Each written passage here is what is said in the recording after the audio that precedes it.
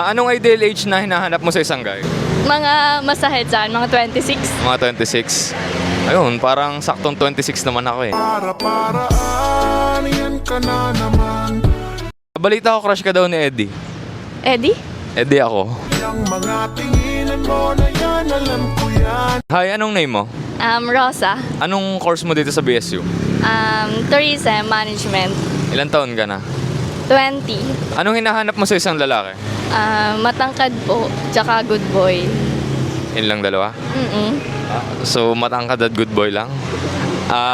Siyempre, may takot sa Diyos. Paano mo malalaman kung siya na yung the one para sa'yo? Siyempre, kung gagawin niya lahat para sa akin. No? Tulad ng ano? Lahat talaga? In all ways. In all ways, okay. Sa tingin mo, magkano dapat yung sinasahod o sweldo ng magiging future partner mo? Siyempre, yung sakto lang para makapag-provide sa sarili niya. Kahit ano man lang, yung para sa family. Para sa family. So, ano bang ideal age mo na magsasettle ka na para magkapamilya?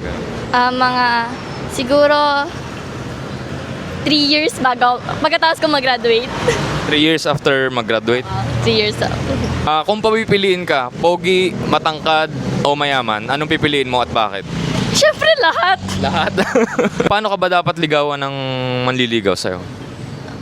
Gusto ko personal eh. Paano personal? Kahit hindi yung traditional, pero yung siyempre sincere, yung may effort, yan. Anong effort ba yung mga hinahanap mo? Yung mga normal na effort lang. Gusto ko yung...